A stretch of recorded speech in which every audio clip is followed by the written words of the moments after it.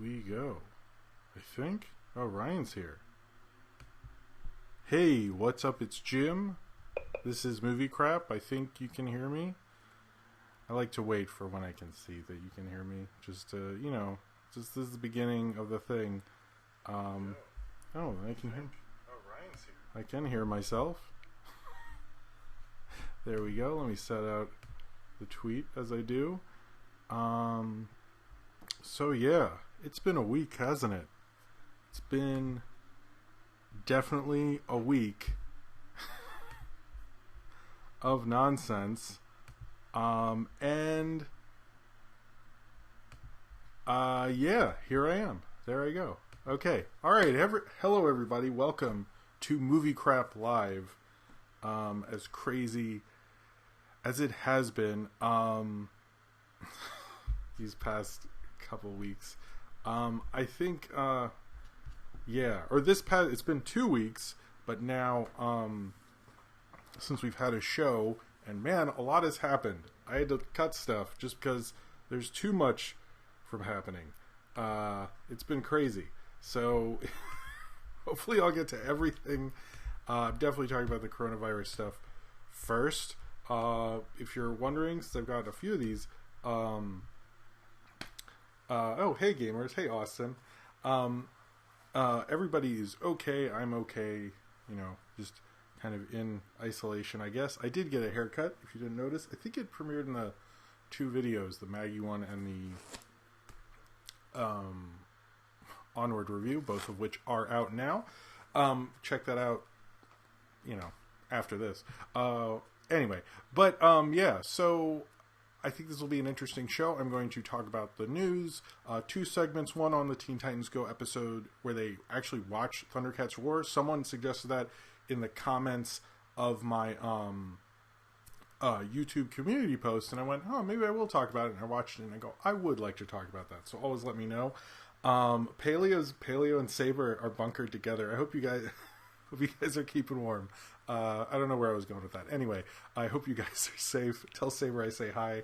Paleo, how's it going, Paleo? I hope you're doing okay.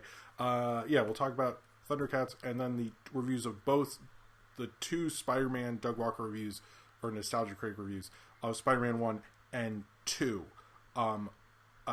Only because those 2 came out. I think I'm going to review each of his reviews, because people seem to really like when I talk about him, despite that he has, no influence on me. I don't really like him, and I don't know much about him. The least qualified person in the cartoon community to talk about the Nostalgia Critic, but people seem to like it, and I thought it'd be interesting too, so we're going to talk about that. But anyway, before we get into the main show specifically, I wanted to tell you that this show and everything I do is supported by viewers like you, either through Super Chat during the show or through my Patreon. So please, if you can support me and what I do and help me continue to make good content, if you feel that it's good content, then please do so through one of those methods. And if you are financially able to do so, because I know the world is falling apart, so I get it. It's cool. But just watching and liking, or just watching really, is thanks enough. So thank you very much for being here. All right, so, and I do have Red Bulls ready, don't worry. Show's still the same. So let's get into it. I'm trying to hit on all the things that got moved and pushed, because this is something I've been watching movies and following movie news for a long time. I've never seen something like this. Austin, thank you for bringing that up. That's the first super chat of the night from Austin. Please join the Discord. We're doing watch-alongs now. He's right, they do watch-alongs on Friday nights. I believe you did Suburban Nights and The Wall, 2 Nostalgia Critics things. But yeah, join the Discord. I'm sorry, Austin. I actually meant to... That was in my script, and I realized I'm stupid. But thank you very much for the first super chat. Austin, Insane Powers run an amazing Discord. For anyone you want to talk... If you want me to know about a certain movie story, there's a channel for that. There's all sorts of stuff on there. But anyway, thank you very much for the super chat, Austin. It takes me a while to get to the thing. The video and the chat... Anyway, it takes a little while. But join the Discord. It's in the description of my video. Go on there. Join it. There's lots of cool channels. I don't get to be in it all the time, but there's a lot of cool fellow chat people, if you like those, to do that. So you should join up. Anyway, cheers to you. And thank you for running an amazing Discord as well. So check that out. All right. So let's get into it. The first two movies to move in this whole coronavirus thing, because when coronavirus hit, there were rumors that Mulan might move. There were rumors that certain things might get delayed. But the first one to really do it was No Time to Die, which moved from what was going to be in April to November. Now, November is more of a traditional Bond time. I know Bond movies used to come out in the summer, but ever since, like, Pierce Brosnan, they've been coming out in November. So it makes more sense because people are more used to that time of year with a particular movie. Look at what Star Wars has done, what Star Wars did with Christmas. Oh, before we get to that, what's your favorite type of pizza? I work at Mr. Jim's. Oh, I didn't know it was a Mr. Jim's pizza. Thank you, Ransom Film. I like a pepperoni and sausage, but I generally just like pizza. Any kind is cool. So No Time to Die moved. Peter Rabbit 2, mostly because Trolls moved up to April 10th, which meant Peter Rabbit 2's competition with Trolls 2, like the window it had between the two was shortened. So Peter Rabbit 2, because Trolls 2, which is actually the next major release, there's like no real major wide releases until Trolls 2 at this time on April 10th. Peter Rabbit 2 moved to August, far away from everyone. That actually had less to do with America and more to do with Europe and foreign territories where the first Peter Rabbit made more money. And since most of those theaters are closed at this time, they didn't want to mess with that. Then My Spy pushed back a month to April 17th. I don't think that has anything to do with the coronavirus. I think it has a little bit, but that movie's been moved around and shifted and changed so many times. I think they just knew things weren't going well, which stinks because I thought it'd be a cool like star vehicle for Dave Bautista, and unfortunately it's not working out for him. It looks fun actually, with Christian Schall's in it. Look, I actually sort of wouldn't mind watching it. I think that might play better on Netflix, frankly. And then we got the first of these TBD delays, which was A Quiet Place 2, which was supposed to come out in 2 weeks, and I was excited to see it, and that's been taken off. We don't even know what the release date is on that, and that started this wave, if you've seen it, of release date. Like, we don't even know when we're putting this out again. It'll come out. And the problem with moving bigger releases is you really have to find the right spot for it, because you can't just like, there's all these like advertising and scheduling in terms of promotional campaigns and stuff like that. So you can't just really like switch out a date that easily if you really want the whole campaigns to work. And if you notice with Fast 9 moved to where Fast 10 was originally supposed to come out, which is April 2nd, 2021. So Fast 9 was moved a whole 11 months. Now, Fast 9 is the most interesting of the moves, not because I like Fast 9, but because Fast 9 is really far away from all of this. It was supposed to come out Memorial Day, or Memorial Day weekend. And that is kind of fascinating that they felt that this could hurt them still at that point. Black Widow didn't move and still hasn't, and same with SpongeBob and Scoob, which are also coming out in May. So it's kind of interesting to see Fast 9 move that rapidly, because that means like the summer movie season is in jeopardy. And I think there's not the summer movie season. I'm curious how many of those are actually going to move, because the only one we've seen, most of these are from March to April, which is like not really summer movie season, and we're seeing all this kind of move back. Like Lovebirds was delayed, no date. Same with all of Disney's films.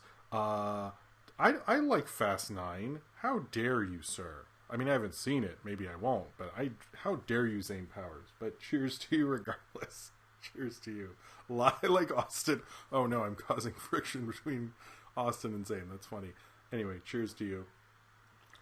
I needed that energy. Thank you. But anyway, yes, Fast 9 got moved. I very much was excited for Fast 9. But yeah, then Disney moved all of their stuff off. So Mulan, TBD, New Mutants, TBD, Antlers, which you forget they're releasing from Searchlight, TBD. So all those things, we don't know what the dates are going to be. New Mutants, it's almost like a joke at this point. And then you see what's going on at the box office, where Onward has dropped a record amount. I think it's the record amount second weekend drop of a Pixar. No, it's the largest drop of any Pixar movie ever. I don't really blame them for that, because what is Onward going to do in that situation? But it did worse than The Good Dinosaur. It should be noted, when The Good Dinosaur did that, is this weekend after Thanksgiving is a really bad weekend at the movies. No one goes to the movies that weekend. So in both cases, the odds were against them. But this was pretty shocking. Now, and all production between the Batman is shut down for 2 weeks. The new Jurassic World film shut down for 2 weeks. Stranger Things, like pretty much everything that was in production is shut down. Most animated films that are in production are work from home kind of thing. So, what's happening is a lot, and it's kind of scary. I think I can't speak on MomoCon. I see a lot of that in the chat. As of right now, they have not canceled it, to my understanding, unless something has happened. I didn't, right before, but to my understanding, it's happening right now. So we'll see about that. I'll probably find out when you find out. So we'll see about that. Oh, hey, Niji Kichu's here. Fun fact: the creator for Dragon Ball, who had stopped the series, was so upset at the live-action movie that he started making more to save its reputation. I didn't know that. Cheers to you, Niji Kichu. That's an interesting one. Thank you very much. Anyway, did I help make The Good Dinosaur? Oh, that would be amazing. But no, I did not help make The Good Dinosaur. I mean, this is really an unprecedented move for Hollywood, and I don't think anyone saw this coming. Especially like on Tuesday, nobody saw this coming. Like it just crazy. But I think this is probably going to be what's going to happen with this time of year. I am a little hopeful we'll get out of this period, but I'm also very much not, as the stock market is completely falling apart, and no one is going to really go to work for the definitely not next week, and probably the week after for most of America, and there's travel bans and all this stuff. So it's going to be crazy, and I'm a little not sure when the next time I am going to the movies is. I don't know if I'll go see Trolls 2, or I feel safe to see Trolls 2, or Professional Young Woman, which I really want to see, which hasn't moved its date either. I'm concerned. I'm scared. It's a scary time, and you should be. But I think ultimately, and as I continue to talk about this, I would say don't be too scared, because we'll all get through this, and just sit back, watch some good movies. I think a great movie that is public domain, and I recommend it to people all the time. And if I recommend it to you, it's because I really do think everyone should see it. It's Detour. It's a public domain film. It's literally the greatest film noir of all time. Not just I have said that. Film scholars who I am friends with very much agree with me. It is a great movie. Please check that out. Try to discover something new. Try to get into something. Try to have a hobby while this is all going on. But try to be nice to people who you live with, who live around you. Just try to help out in some way, because this is a little crazy.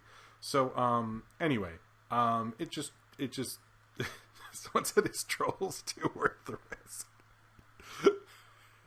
Fascist trolls are always worth the risk. Anyway, I just wanted to say something about that. Now, as far as theaters go, there's only one.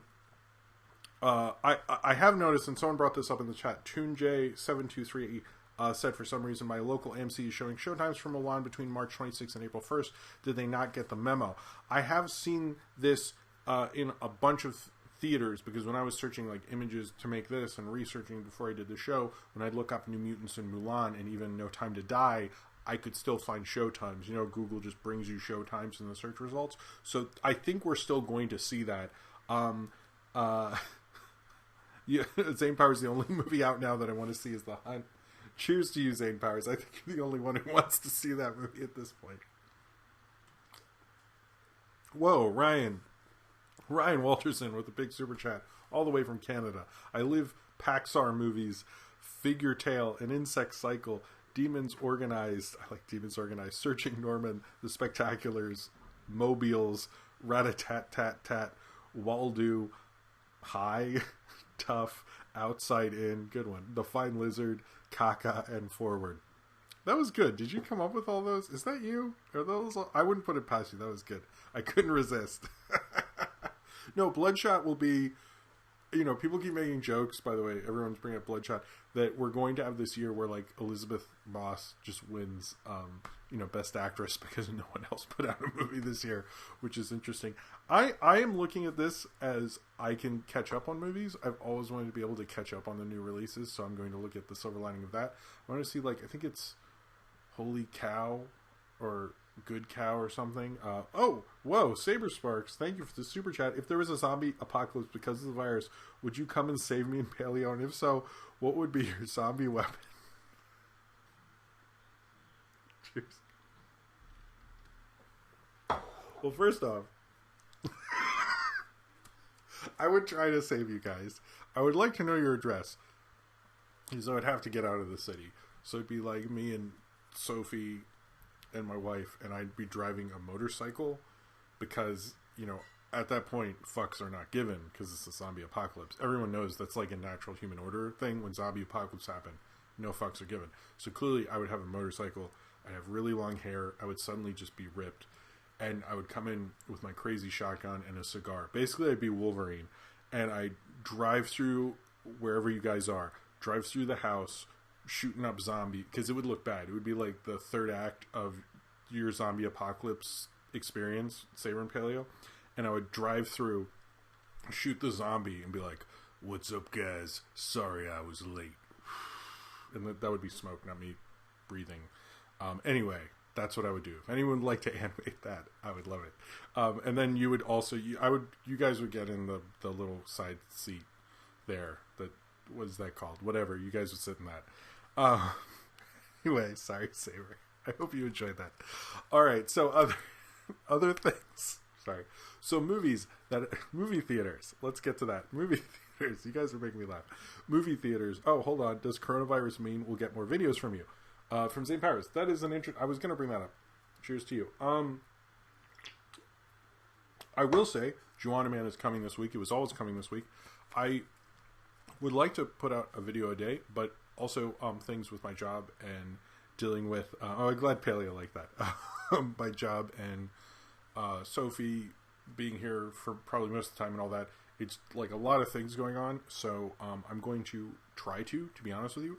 I want one of the segments to come out tomorrow night, and I want the Doug Walker one, and Juana Man, and Ryan and I are working on something, and all sorts of stuff. So there is stuff planned. I'm going to try to do that. I don't like to put out more than one a day, but that's sort of what I'd like to do during this time, because I know everybody's bored, and I have ideas I want to do. This does change.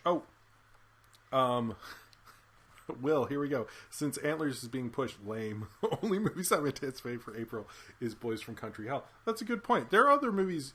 The movie you sent me, the trailer you sent me that I'm going to talk about later with Andre, Eric Andre, is still as a date, unless I missed a thing, but I believe it does. Anyway, where were we? I'm like so lost. Oh yeah. So there will be more stuff from me, but we'll see how that goes. But and I think I'll do a Patreon commentary video this week, and I want to catch up on stuff, but I don't want to guarantee anything because the world keeps changing so rapidly. I'm scared. Man, you guys are sort of guessing everything I'm going to put out, but Portrait of a Lady on Fire is also planned. So I'm going to use this time to catch up with no wide releases. I'm going to put out different stuff. Oh my god, these super chats are crazy. I'm going to be putting out different stuff that I had shot but never got to do, so it's going to be kind of a cool time for you guys, because I know there's going to be a How Did This Bomb, Everything Ever, all that stuff. I need to get the super chats, but it's going to be interesting. So I teach college and I work part-time at a supermarket, so it's been wild. Please say take responsibility for your actions in your J-Dog voice.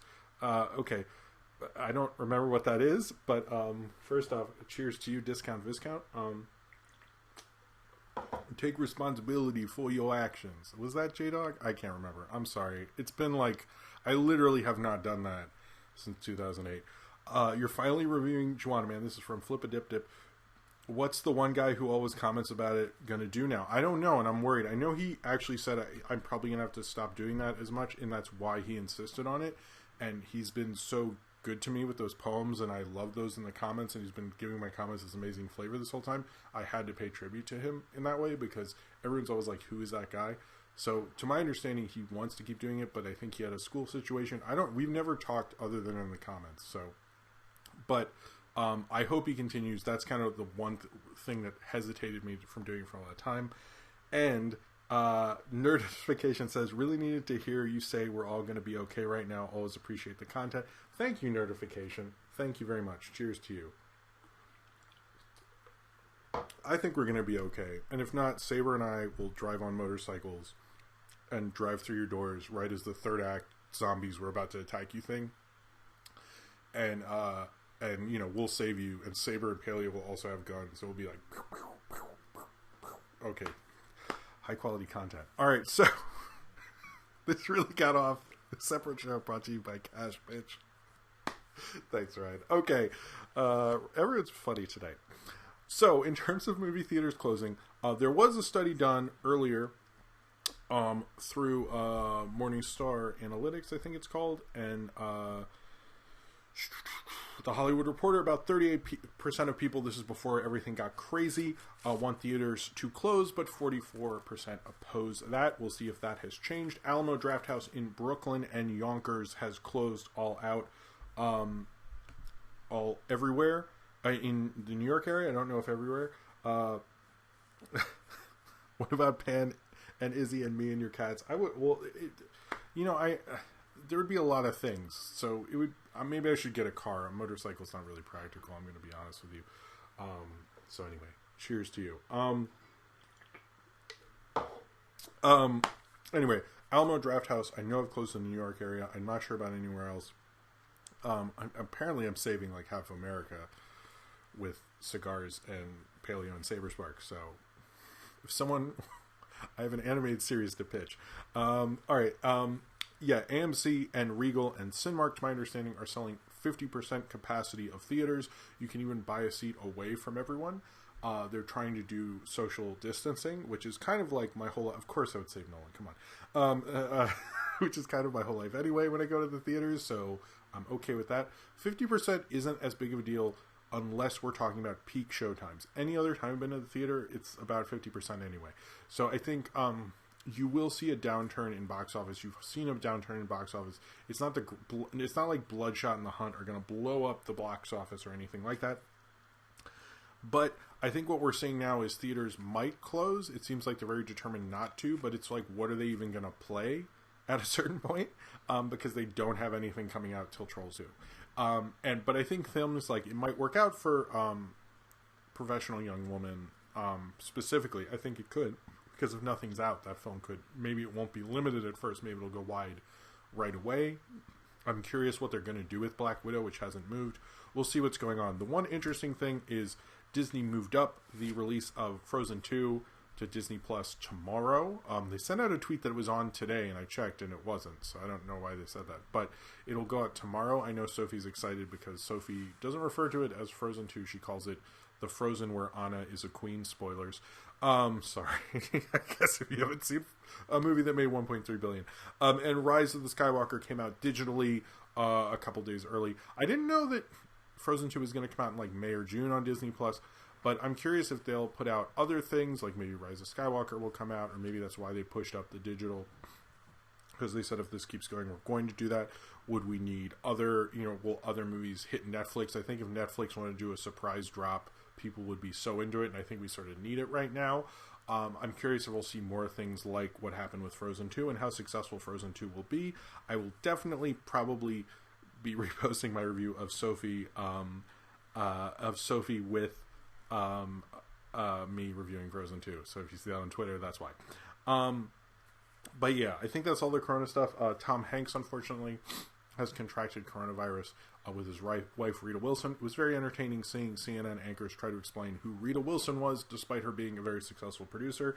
Austin has asked, what about me, Creech, and Lucas Till? Let's take that back. Okay, I will drive up. I will have apparently a huge ocean liner of a car with all these people, and Creech will be behind me, and we'll just be, and Saber and Paleo, and we'll just be like, and I'll still have the cigar, and I'll be ripped, and I'll have really long hair, and I'll have a bandana, like I'm Axl Rose, and it'll be like my fantasies from when I was 9. Anyway, and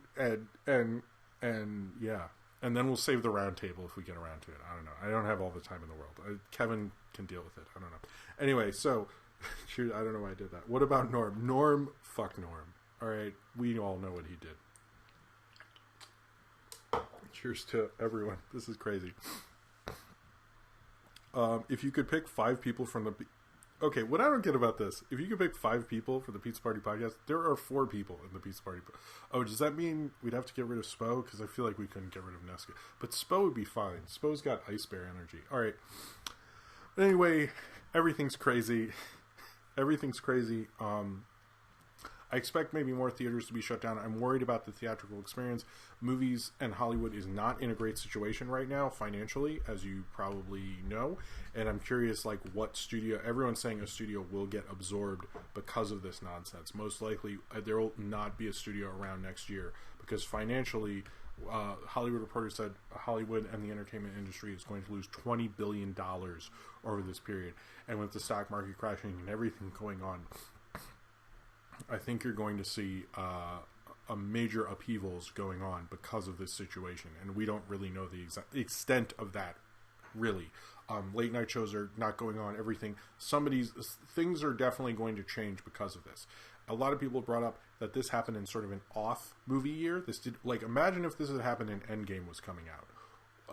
Or in Disney's peak summer last year, where they had all these highly anticipated movies. Would they push back Endgame? Would Rise of Skywalker get pushed back then? Like, what would they have done about that? But we'll see. Ironic that Tom Hanks has contracted the virus because this October he's starring in the post-apocalyptic drama Bios, where he plays an android wandering the Earth. Oh yeah, I knew about that. Thank you, Will. I think Will told me about that. Thank you very much.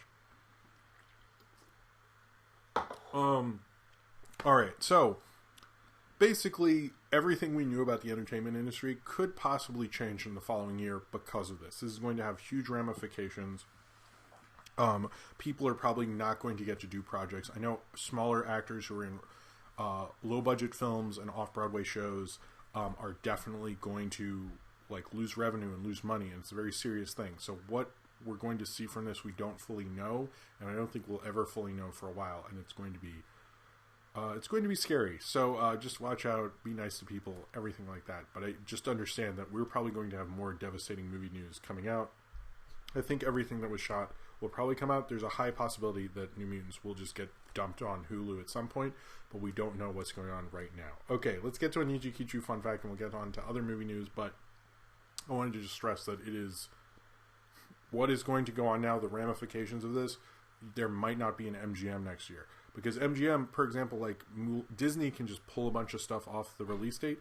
MGM only has James Bond. And they're kind of like an older studio where they need that tentpole to hit. And those smaller studios, Apple has already been talking about buying them. This is already something I've already talked about on here. That could very much happen. Or Disney could buy them. Or Amazon could buy them. So Amazon might own a studio in a month. Or maybe even a week.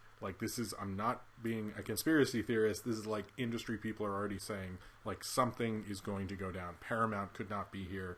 Something like that. The one thing that's good, and I mentioned this on Twitter, is SpongeBob and Scoob could, Niji Kicho, I'll get to you, I'm sorry, could switch release dates because they are back-to-back right now, but we'll see what's going on there. They might not want to because there's been so much upheaval, but we don't have a big release on Memorial Day. So we're going to see what's going to happen, but a lot is going to change because of this, and it's probably not some things you will initially like. It might be some things maybe not a lot of movies will go to theaters anymore because of this. This is how serious this is. This could really just change everything. This could be the turning point. It could not be. It could just be New Mutants doesn't come out in theaters or comes out in April. Or in August. That might be the worst of it, but we'll see. Anyway, I'm sorry I need to finish that. Niji Kichu, thank you very much for your fun facts. You're brightening me up. So apologies for the delay. Fun fact, if you have the Blu-ray for Knives Out, you can turn the slipcover around and put it back on the case. The knives will point to the true culprit. Really? That's cool. I like that. Cheers to you, Niji Kiji. You're really bringing it. Alright,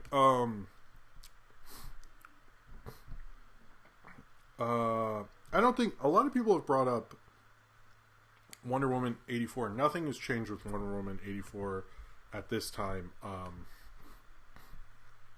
my understanding, it's still coming out, but with Fast 9 moving, I'm curious if that would be, or if this continues, or we have to be in quarantine for any longer. It might have to, but Warner sort of needs that to work. They might move the Nolan movie to the winter season, which might work out better for it, to be honest, in terms of in terms of Oscars and all that. But we'll see. Anyway, so Blumhouse. So I saw The Invisible Man recently. Great movie. If you can see, what kind of movie is he? I don't know. If you have a chance to see it at some point and you can be responsible, I would say not go to the theater maybe right around now, but whenever you get to see it, I would say it's really great. But Lee Winnell has signed a 2-picture deal with Blumhouse. They're trying to develop more of these Universal monsters. The former Dark Universe stuff is now being made by Blumhouse, which some said, oh, they're really smart, or, Blumhouse has a first look deal with Universal, so it has far more to do with that they just went down the hall and go, hey, Blumhouse, you just made Get Out and you make us a lot of money. Could you do that, like, with these things that don't work? Could you do that here? I don't think it's as crazy as they think. People think it is, but whatever. But they know that they're developing like a thing with. There's something with James Wan, and there's like these kids know someone's building a monster in someone else's house, which people think is a Frankenstein movie. I know they've talked about Frankenstein. I know that they're developing an Invisible Woman movie. I know they're doing a Monster Squad type thing with Paul Feig. I know they're doing everything like that. They're also, and this is probably the most interesting one, a Dracula film from Karen Kusama. Now, the interesting thing about the Karen Kusama thing is this. Blumhouse has a deal with Universal, a first look deal. Basically, that means is they have to pitch everything first to them, and then when it is rejected by Universal, they can take it elsewhere. They are not developing this with Universal in mind right now. So everyone thinks that Universal will just take it up, but the idea that they're doing this, and Dracula, by the way, is in the public domain, so they can develop that at Paramount, at Disney, at wherever. They're allowed to do it legally. So there's a possibility that we'll have a Universal type monster at another studio with Karen Kusama, so who directed Destroyer and The Invitation and stuff like that. So that sounds actually pretty cool. It's interesting that they are kind of developing these things away from Universal, kind of just making them their own organic kind of, and trying. Apparently Dracula and all these things will be made in a current setting, not in an older setting, not in like a long time ago type of thing. They're trying to keep these box office wise making more money and keeping the budgets low, doing exactly what The Mummy did not do. So, but Invisible Man's a great movie if you feel like you should go out there, but be responsible and don't talk to anyone. We were watching Outbreak last night, which I sort of think maybe I should do a review of, but I kind of have too many other things, so Outbreak's not that good. But there's a part of Outbreak where all these people get the virus from a movie theater, and I was like, wonder what that was like, seeing that in a movie theater. Would you just be like, I have to go, I don't want to get sick? Like, someone should play that. I would say Alamo Drafthouse, but I guess they watched Outbreak, so anyway, Outbreak's on Netflix. But I'm curious what Blumhouse is going to do with Universal Monsters. They're the best. They're kind of a really interesting horror studio right now. I mean, Fantasy Island was a total dud, and I'll talk about that in a second. Actually, I didn't see it, but about the director. But we'll see what's going to go on with them. But I think it's kind of an interesting. It's an interesting place that Blumhouse is currently in, and I think it could be really cool. So news of the Sesame Street movie. Chance the Rapper has been cast. He did a really great bit recently on Sesame Street where he's kind of filming a commercial with Cookie Monster, and it is damn funny. I really liked that skit. I love watching when that comes on. It's one of my favorite recent ones. And he is playing the assistant to the mayor. Apparently they want someone big. I don't think it's been cast unless Ryan will tell you if they have been, but apparently that is the major role, who's trying to basically take away Sesame Street or something. I don't know, but Chance the Rapper plays the assistant. I think he'd be very good, and he has good charisma with the monsters or the Muppets or whatever on Sesame Street, so I think that is great casting. So news came out about the X-Force planned movies that were planned at one point. Now this was planned by the guy who currently directed this director Jeff Wadlow, who currently did Fantasy Island. that's the movie he made that came out recently. And the thing about him is that there's sometimes, if you read movie news like I do in entertainment news, there's this director who's getting a lot of gigs, and you're kind of sitting there going like, really though? I don't, are we sure? And I think he was someone they were really considering for stuff. He had done Kick-Ass 2 and Fantasy Island and Truth or Dare. I don't really think he's very good, but he was going to do 3 X-Force movies. The plan was it was basically the idea of what if these kids what are the kids like who go to public school, not just to Charles Xavier's rich special school, which doesn't special like rich, amazing, gifted and talented school, and what happens to kids in public school, which negates the point of X-Force since it came from New Mutants, which came from Xavier, but whatever. And the arc of his 3 films are going to be, the first one would be the 90s X-Force comics from Rob Liefeld, and the last one would be more of the Black Ops X-Force from the 2010s. I'm not exactly sure what the middle one would be. I don't think it would be X-Static, which sounds cool. But he said he was developing this before Deadpool. Then Deadpool happened, and it kind of got farther and farther away from actually happening. And he basically begs Marvel to make it, which doesn't sound doesn't sound the most professional thing to do. But this was his idea for a while, to make this kind of crazy kind of X-Force kind of thing. I don't know.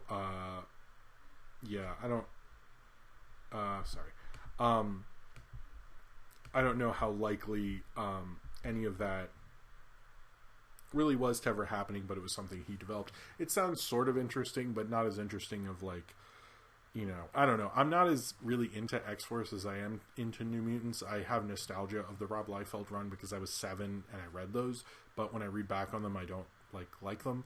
So I will admit that I think the Image Comics thing, which was so big in the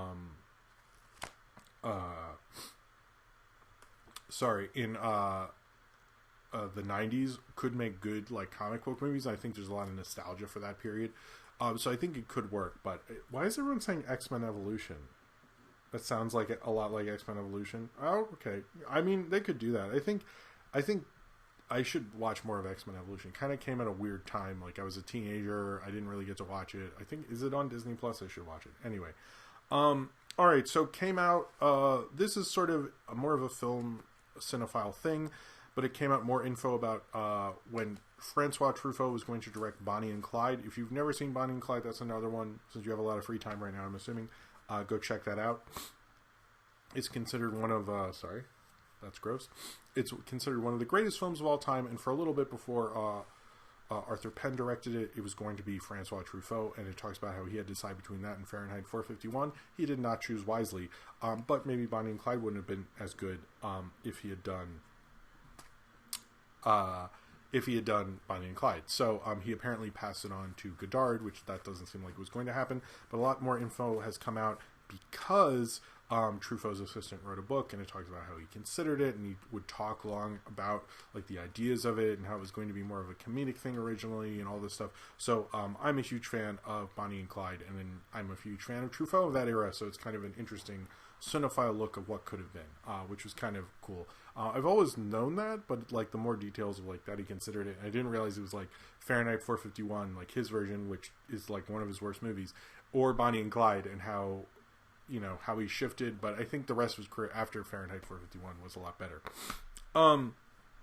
So there seems to be this debate that New Mutants never had reshoots. If you ask the director, he says no. If you ask the producer, he says yes. To my understanding, I don't really know what happened with New Mutants and what the edits were like, and there seems to be conflicting info and so on. No one seems to know. But eventually, maybe we'll find out if this movie exists or not. I have no clue. So let's talk about... I actually have some Vin Diesel news coming up, or I'm going to talk about it now. Apparently, Vin Diesel splurted out that the Guardians of the Galaxy will be in Thor 4, which makes sense because they left with Thor at the end of Endgame. So apparently they will be in it. How much they're in it, we'll see. It seems like maybe a cameo, but I would like it to be more because they had good chemistry, and Taika Waititi doing a Guardians Thor movie will be cool. And to my understanding, we're not getting Guardians 3 for a while, so it'd be a nice way to see the Guardians again. Hi, how's it going, Next Animation? And as well as Christian Bale has been confirmed for the villain of Thor of Thor 4 as well. So that's cool. We all knew that was going to happen. 2 movies that I've just heard are in development, but I know very little else. The Last Witch Hunter 2, according to Vin Diesel, is happening, which is laughable. Someone suggested this on a community post on YouTube as well, and I thought, hey, good suggestion. Sorry. I realized I need something on here. And also Creed 3. Creed 2... Creed, the first one was great. Creed 2, I don't think I was as into. Frankly, it wasn't amazing, but Creed 3 is in development. Michael B. Jordan is still involved. We don't really know anything about that, but apparently they are saying they are definitely doing it. So we'll see what happens with that. I'm kind of curious how you would do Creed 3, because it felt like they sort of almost did everything they wanted to do with Creed 1 and Creed 2, and I think one of the things that would be good with Creed 3 is if they sort of do their own thing and not try to call as much back to the Rocky series. I know he previously said, Stallone said he might be done after Creed 2, and it felt like his arc had really ended at that point, but like, how can you make a Rocky film without Stallone? Seems a little weird, but I feel like let's give it to Michael B at this point. Alright, so there's a Tron TV series that was being developed by John Ridley, who helped write 12 Years a Slave. It never really got announced, and we don't know much about it. Will, who was in the chat, I don't know if he's still here, was telling me about like how John Krasinski, I forget his name, who directed Oblivion and Tron Legacy, basically got less involved in the whole Tron thing and left. And Disney's never sure what it's going to do with the Tron stuff, but I felt like a Tron's TV series would be great for Disney Plus, because one thing that Netflix noticed is if you do the kind of weirder cult stuff, you get those cults involved, and they'll sign up for your streaming service and sort of watch they'll watch your stuff because they'll be excited. And I think that would be really good for Disney Plus because it's so emphasized on the big brands. But I think between the big brands, it'd be nice to have a Tron show. Maybe they realized, I think the Tron kind of cult is not as big as people necessarily think it is, and I think that's sort of probably why. Sorry, okay, we're good now. Probably why that happened, but yeah. So a Tron, I'm assuming this is live action from John Ridley, is not happening. No one knows what it was going to be or what was going to happen with it. It would have been a series. I think Tron is pretty much dead with them because when Marvel was bought and Lucasfilm, they kind of got rid of the Tron brand because they didn't need it as much. So it seems like they were plans to maybe bring it back, but they decided not to. Another thing about Disney Plus that came out, or there's two things, sorry. There's going to be a Beauty and the Beast live action, again, misunderstood. Oh, what did you misunderstand? I'm sorry. I missed Ryan's thing. Oh, okay, anyway. There's going to be, Tron Uprising is on Disney Plus at the moment. Great short-lived show. I've never watched it, but I've heard that. Thank you very much for the super chat, Will.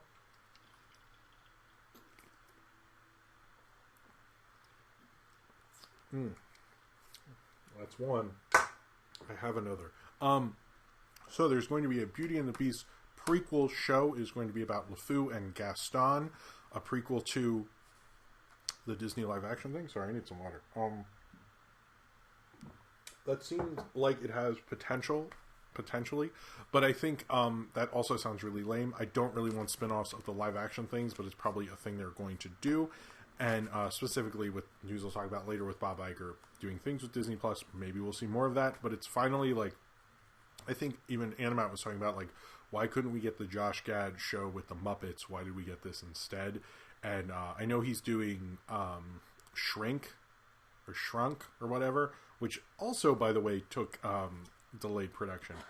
So we'll see what happens with that. But apparently he's doing that. That sounds really lame to me.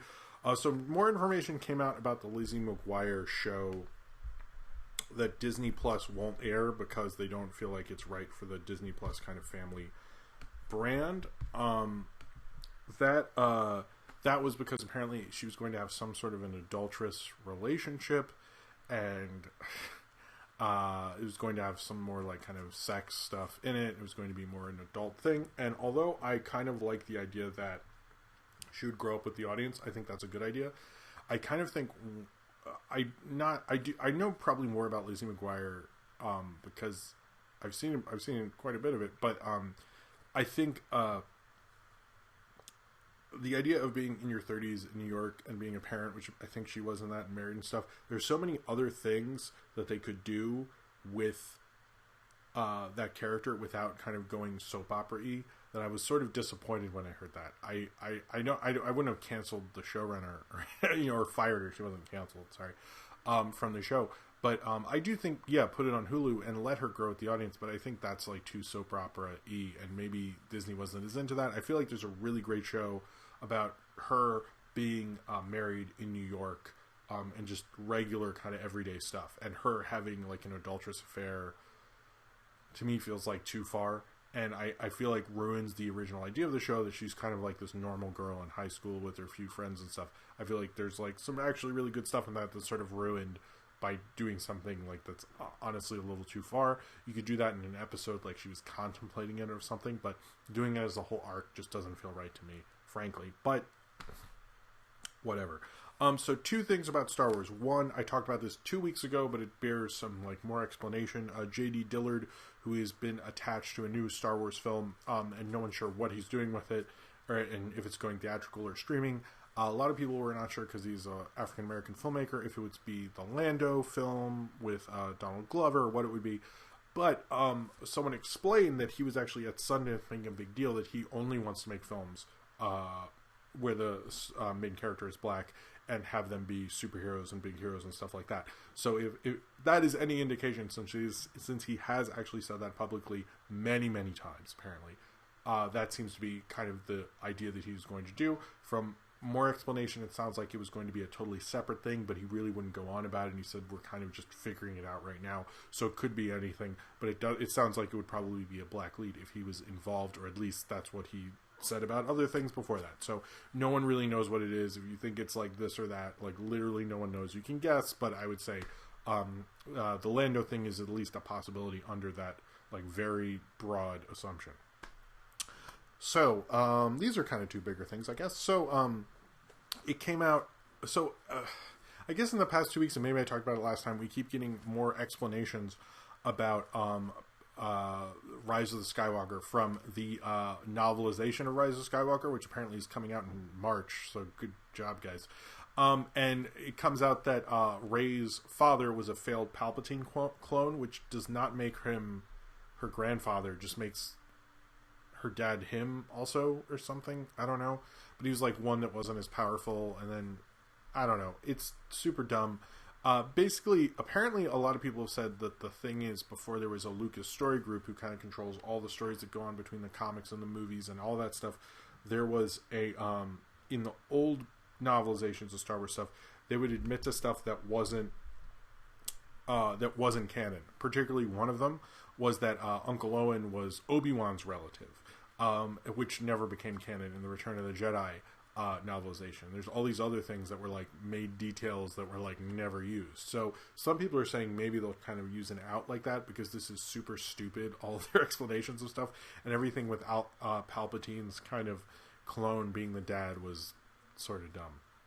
So I wish they wouldn't do that. But also that the kiss wasn't romantic. All this stuff, it's just like, it feels like they're doing a lot of correcting through this book, specifically because they clearly could have put this in there to overly explain and like sort of fix the movie, which is so lame.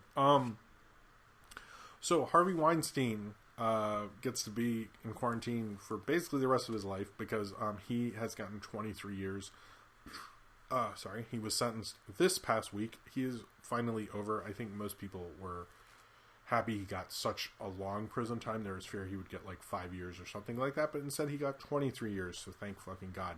Harvey Weinstein, I think his legacy will be this. That will be his legacy. His legacy will be being probably one of the most horrible rapists in Hollywood history, and justifiably so. I think he definitely did more than that, and he is an important part of movie history, but probably many people will over-exaggerate how important he is.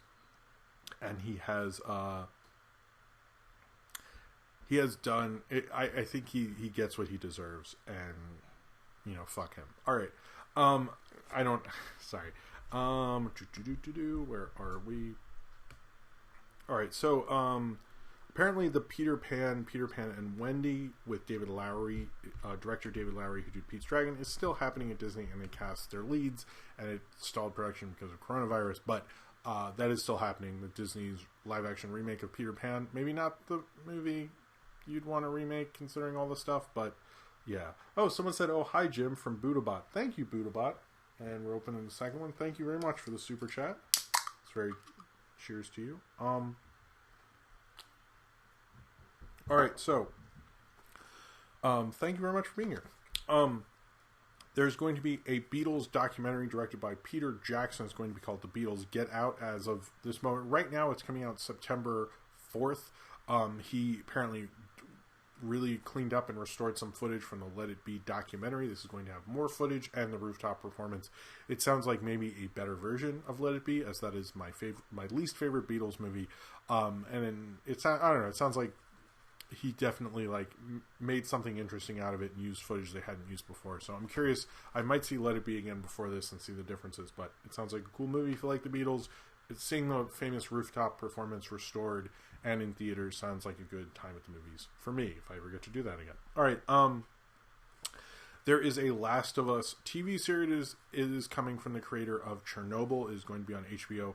I think that sounds really good. That's probably one of the best things you could do. I don't know much about Last of Us, but I know that the creator of Chernobyl is a great show, and the idea that the creator of that is working on a video game adaptation is probably good. Maybe that's a better idea for video game adaptations because they can flesh out the world a lot more, particularly something with a narrative, to my understanding, as Last of Us. So that is really good news. All right, so okay, I might do some of these and take a quick bathroom break, and then we'll do the segments and all that. All right. So before I get to Bob Iger, there was the Soul trailer came out. Another Soul trailer, I guess a full trailer, came out for the movie Soul, which is, as of right now, comes out in June. It still looks amazing. I do notice there's a lot of UPA in there, but I guess the more the plot of the film that his soul has left his body because he fell into a manhole cover, which you should really watch where you're going. And he is almost about to go to heaven or whatever the afterlife is, and is trying to sort of get back so he can finally have his dream job that he's been fighting for his entire life, which I think is I don't know. I can definitely relate to that. So Jamie Foxx looks great in it. I think Tina Fey's one of the other characters. It's a new Pete Docter thing. I love the design. The design very much reminds me of UPA, and I love kind of the limited design style. I think it's really beautiful. I think Paxar's Spirit, nice Ryan. I think it is a really beautiful looking movie. It's probably my most anticipated film of the whole year. It just looks like so amazing. I don't know. I'm so excited for it. I know some people don't like Inside Out. I don't really get that, but it just looks like just such a, design-wise, such a rich, wonderful, interesting world. So I'm very excited for that. And also that Jamie Foxx finally has a good role. I feel like he never gets to have a good role.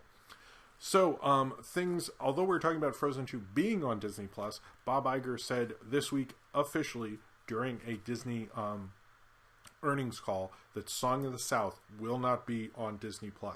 Now, as I recently reviewed Song of the South, I can honestly tell you Bob Iger's full history with it. In that Bob Iger has not just gone, this movie's racist, I don't want anything to do with it. He actually, when he became head of Disney, actually watched the movie and really considered it for a little bit. And there was a couple years where he said, no, I'm going to sit down, we're going to watch it, we're going to really discuss it. Which, regardless of what you want to say about Bob Iger, I think I give him a lot of credit for really considering it, I think that's kind of neat, to be honest with you. I think that's really cool. But yeah, Song of the South will not be on Disney+. He's officially said so. I didn't think it would be, but I'm glad he clarified that. So here's the thing with what what's Bob Iger's doing. Apparently, it feels like what Bob Iger was very rushed, and it was meant to feel that way because the last year was kind of his kind of final hurrah. He got Disney Plus launched. He had, what was it, like $13 billion movies. It was a crazy, huge cap of a career for Bob Iger. And then he was going to bounce. I think he was going to bounce anyway, but I think he saw the stock prices dropping and coronavirus and went, peace, I'm gone. Bob Chapek is having one of the worst beginnings of any Disney CEO I think we can ever say in the history of entertainment. It is frankly ridiculous. But Bob Iger is specifically going to be running Disney Plus. He's going to kind of do all the creative stuff. He's not doing the day-to-day stuff. Bob Chapek is, and he really is trying to get Disney Plus to have more originals, streamlined it, more stuff on there, kind of figure out Disney Plus in general, and then he's probably going to bounce after that's fully figured out. Figuring out a streaming service apparently is a lot of work. So,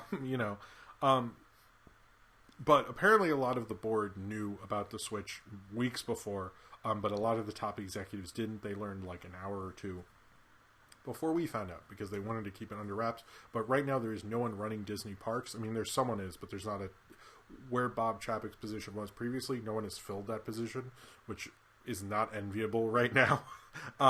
So we'll see what's going on with that. But it is interesting, the future of Disney, and that Bob Iger is specifically running Disney Plus. I think we'll see a very different Disney Plus before he leaves than we do now in terms of that.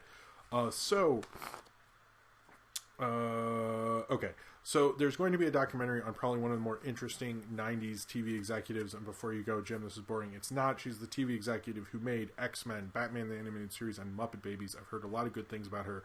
She's basically the reason a lot of cool stuff happened at Fox. Her name is Margaret Loesch. They're making a documentary about her. Also, Fraggle Rock. Goddamn lady. Jeez. She did a lot of cool stuff. And I think she deserves a documentary. I've heard about her before. You know what? I only have a few things, and then I'll go to the bathroom, and then we'll do segments right after. That makes more sense to me. All right, so 2 trailers. There was the trailer for Central Park, which is by the creators of Bob's Burgers, Lauren Bouchard, I think, or the creator of Saddle Rash, of course, but also Bob's Burgers and various other things. It is going to be on Apple Plus. It is a kind of singing. It's a musical show, which I didn't realize. It has a crazy good cast. From like Stanley Tucci to like half the cast of Hamilton to like it's just like Kristen Bell's in it. It's crazy. I'm kind of curious about that. At first I was like, I don't know, I watch Bob's Burgers sometimes, and I watch it and I go, oh, this could be the show that like I would try an Apple Plus subscription for. So it looked really cool. Another one. She did the Fraggle Rock cartoon, not the original. God damn it, Ryan, why'd you have to ruin that? Anyway, that's lame. Oh well. All right, Saddle Rash is my jam. Also, the Bad Trip trailer. This is kind of from the creators of Bad Grandpa and Jackass. It is starring Eric Andre and Hannibal Buress. It's sort of like a Bad Grandpa thing, and they're going on a road trip and sort of the same thing, stopping, doing various Jackass-like things. It looks pretty cool. Tiffany Haddish is also involved. As of right now, it's coming out in April. Will sent me the trailer, and it actually looks really cool. Yeah, come on, Saddle Rash. But Jax and I have been talking about, as on Twitter, as you saw, it's the Saddle Rash thing. So I think it'll happen before at least Memorial Day, whether MomoCon happens or not. There's a new Scream movie in development from the creators of Ready or Not. The directors or writers of Ready or Not are working on a new Scream movie, as discussed from Bloody Discussing. We don't know what it's going to be, what it could be. I kind of think you could do it, but you sort of have to talk about horror that's going on now. I think it would make more sense if Blumhouse was involved and it's like commenting on those movies or like had like a good angle to it. I would be interested in that, but without Sidney Prescott, I'm not sure if I'm as into that because I love Neve Campbell in that role, and I know I need to let go of that, and I think we all do. But yeah. Alright, so before I go to the bathroom. No, Hannibal Buress is in it. Hold on, Ryan. I will look this up right now. Bad Trip. Are they both in it? If they're both in it, then I thought it was. God damn it. Is it not? Oh, that makes me look like such an asshole. I really thought he was in it. Was he in it for a second?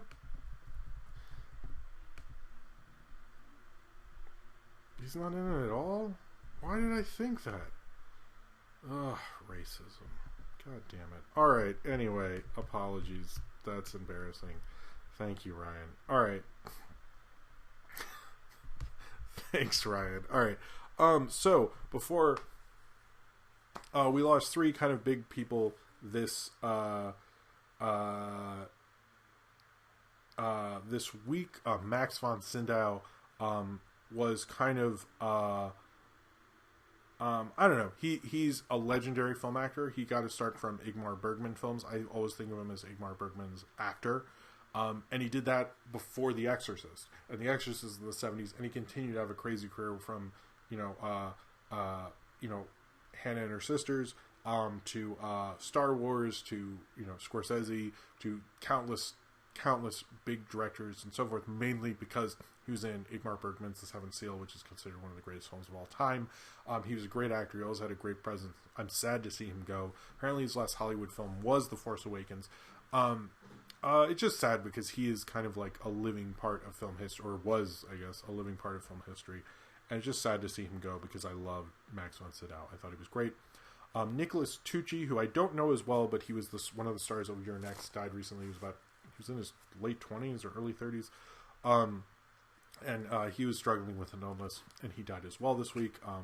Apologies to his family. Prayers and thoughts, I guess. Anyway, Gary B. Kibbe, who was the cinematographer for John Carpenter. Now, the later part of his career, Dean Cundey, who had done The Thing, Halloween, all the kind of earlier ones that I think we think more with Carpenter. But Gary B. Kibbe did They Live, and In the Mouth of Madness. They Live, I think, is one of the best Carpenters. To me, the top 3 Carpenters are Halloween, The Thing, and then They Live. And I thought he shot They Live really well. In the Mouth of Madness is shot really well. He's a good DP. He also shot Double Dragon and RoboCop 3. And unfortunately, I learned from John Carpenter's Twitter that he died this week. All right, so I'm going to...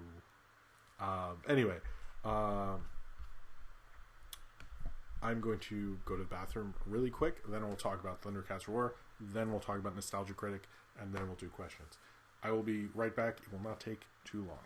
And just stay here. Cool.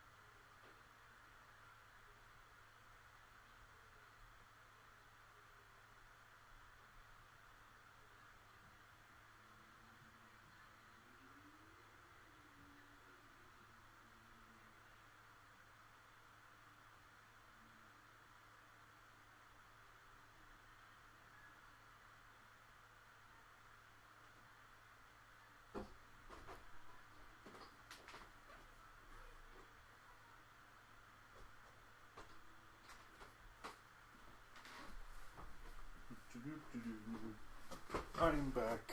Is everyone still here? Go wash your hands, everyone. I gotta show Jim my script. LOL. Okay. When will Jim return from the war? We won.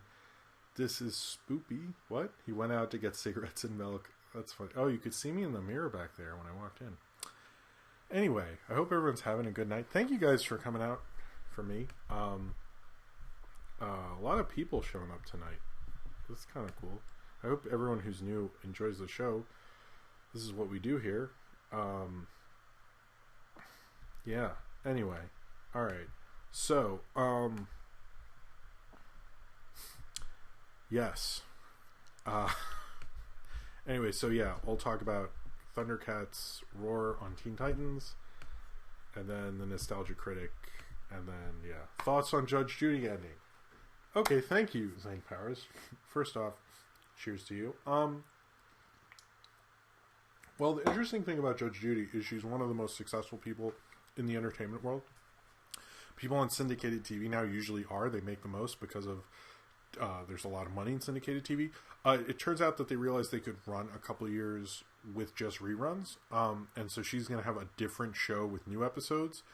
And then called like Justice Judy or something. I sort of don't understand why they didn't make a second like running show like Judge Judy Classic and then have new Judge Judy. Because it seems like the show's sort of not ending, but it is, which is weird. Or maybe she wanted to change it up and they were like, do this other thing. So it is sort of a weird announcement, but she's made so much. It's kind of like, I think it's sort of time, but it's also like, I think they have like 2-3 years of it.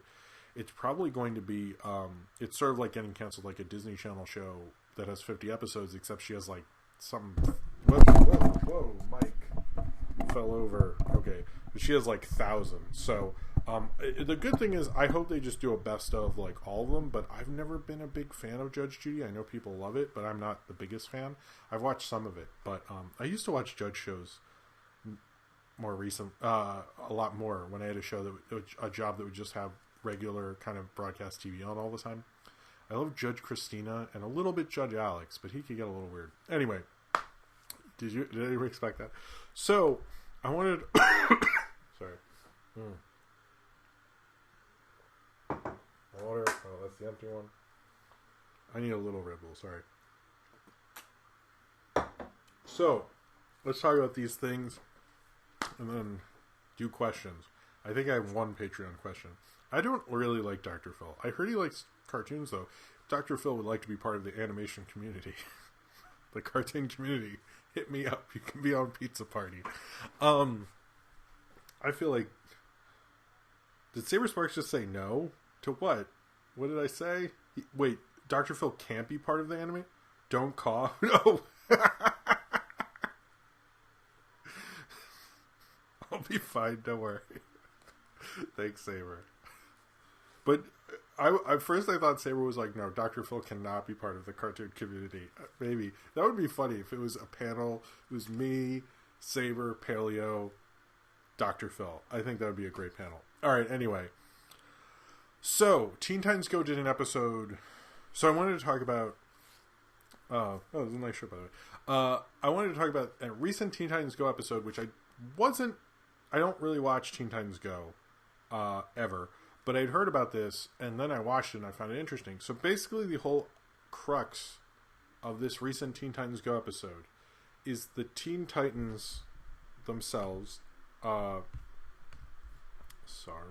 hold on. Okay, the Teen Titans themselves watch Thundercats Roar. Not a version of Thundercats Roar. They actually, literally watch Thundercats Roar. And are all excited, and then they see it, and they hate it. And the whole episode of 11 minutes, but still, or the whole cartoon or whatever of Teen Titans Go is them reacting live to Teen Titans Roar, basically, for the most part. And hating on it. It was sort of weird, because I've never seen a show... I've seen shows, like, make jokes about another show, or something like that. Sorry. Or something like that, but I've never seen one... like have a whole episode about the backlash it's getting. And I guess that has a little bit to do with the backlash Teen Titans Go got, but Thundercats Roar is getting it right off the bat.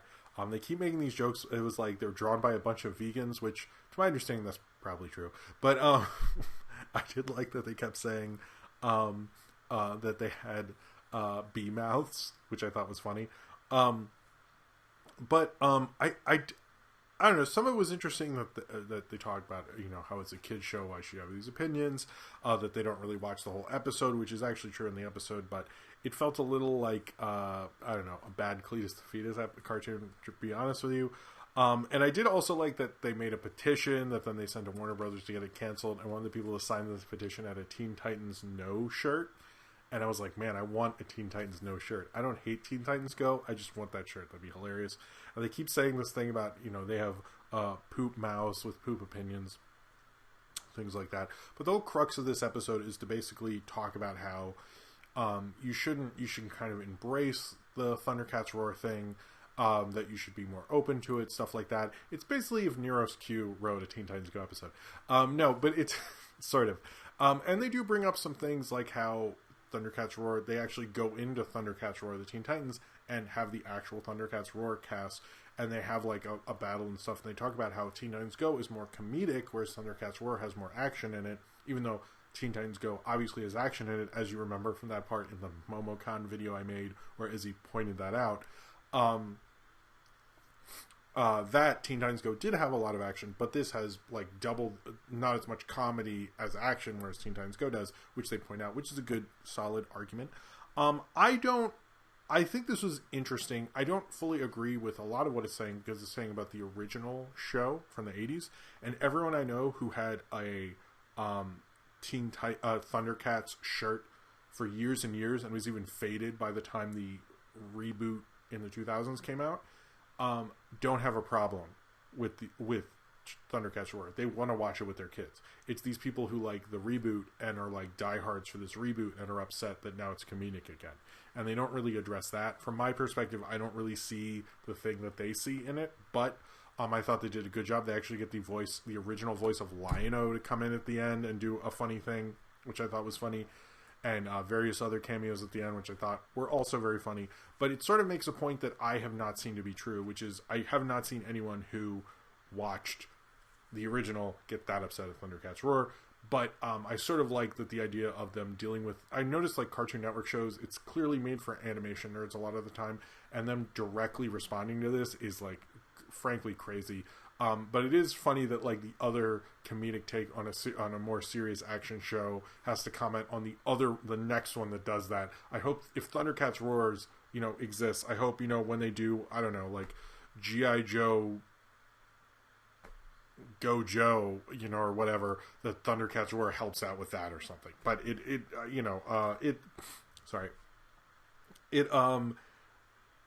yes. I like Silverhawk Soar, Ryan. That's funny. But I think I think this was an interesting idea. I don't think it was a fully as a form of criticism. It kind of fails. It's kind of just like you should be more open to this, and there can be new versions and stuff like that. And I sort of think it should have dealt a little more with the reboot, had a little more fun, gotten a little more into that, because it's more of just hey, they came together, we made fun of these people, they're sort of dumb because they're talking about a kid show, whatever, let's move on, it's all funny.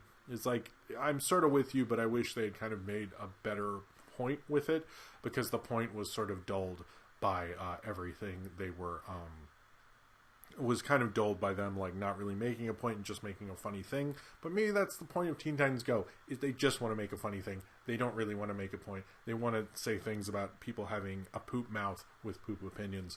And I guess in the end, maybe I have a poop mouth with poop opinions, and maybe I should stop spooting out my poop opinions on this thing that's clearly not trying to have a point. It's just trying to show you that Thundercats Roar is fun, and we should all just really relax.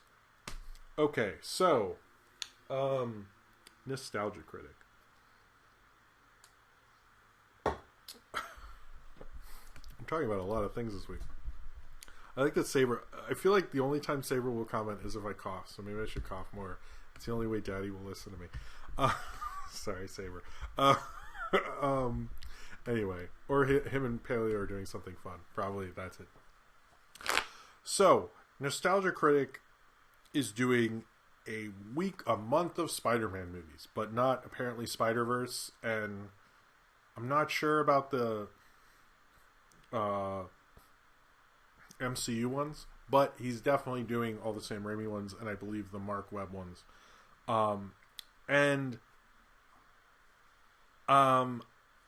I'm going to talk about his review of Spider-Man and then Spider-Man 2. Back to back. I took notes so I can remember some of this. But here's the basic thing I think with... oh, you're just watching me? Thank you, Pelia. Here's the basic thing... sorry. Here's the basic thing I think. Uncle Steno. I like that. Alright. You guys are making me laugh. The chat is always good to brighten my day. Here's the thing with the Spider-Man reviews. I don't think they're like his worst thing ever. They're not as bad as The Wall.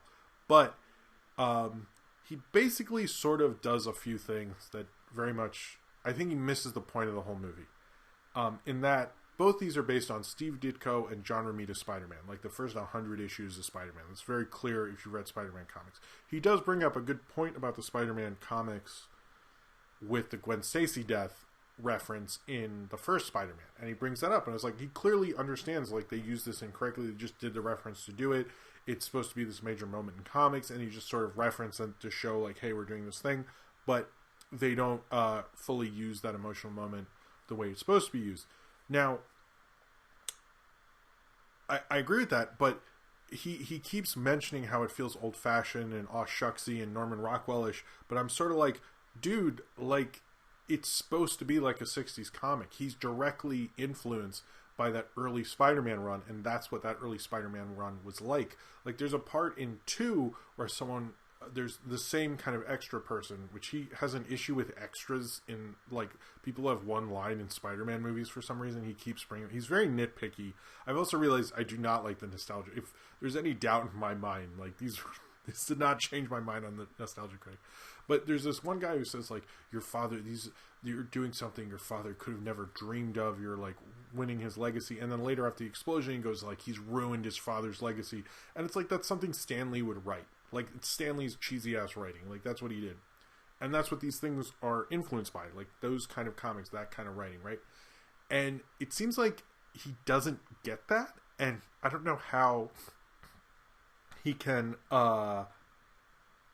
he cannot get... Oh, man, Saber, that's a good question. He cannot get that if he's read the comics. Just baffling to me.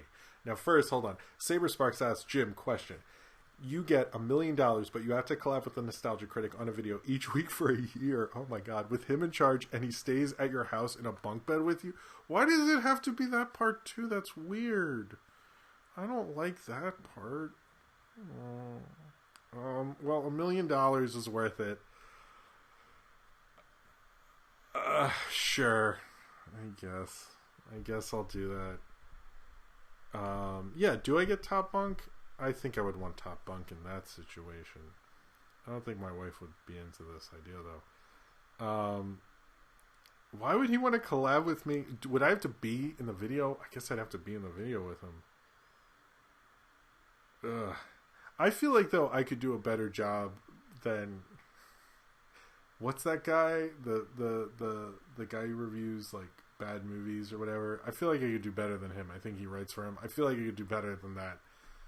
Because there were times, like, I feel like someone could be like, no, don't do that, Doug, do this. But if I had to be there with him, part of me died with that question. Saber, why did you do that to me? No, I don't know. I probably would have to do it, and I'd feel really bad. I would say I would do it. I would do all that, but I have to react to not liking him the entire time. I would be like, what? I don't know. And I would insist we review his own movies, and he gets to hear what I think about them.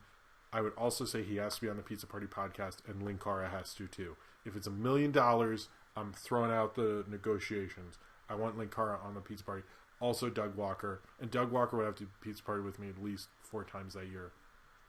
I think that's... Did someone write Doug Walker as a class traitor? God, I want that shirt. Anyway, thank you for that, Saber. That is now my current nightmare, because I would definitely do that. I'm depressed. Alright. I like Aces.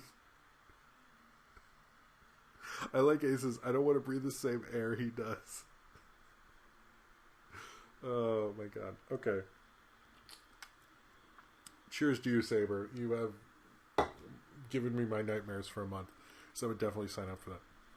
Anyway, so Doug Walker is clearly, like, does not understand the Ditko Bushima thing. But he also, like, doesn't really bring up that, like, this was very much a post 9/11 thing. He does, but he doesn't bring up how that, like, aw shucksiness definitely worked for the post 9/11 era. It's kind of the perfect thing we needed. And he also kind of doesn't get into how, like, this being in a comic booky kind of movie, it's almost like he doesn't understand, like, this being a comic book like movie was what kind of influenced the MCU and showed you could bring comic books to the screen and people would accept it in such a way. Because he keeps arguing that, like, oh, this is so cheesy, it should be like real life, but it's not supposed to be like real life. You know, it's supposed to be like this weird comic booky world. So him not understanding that, it's like, I don't think he gets, like, the whole crux of it. And I also don't, like, as someone who read comics from when I was, like, 7 to, like, 7, like, when my dad bought comics, and, like, I read a ton of comics, like, every day through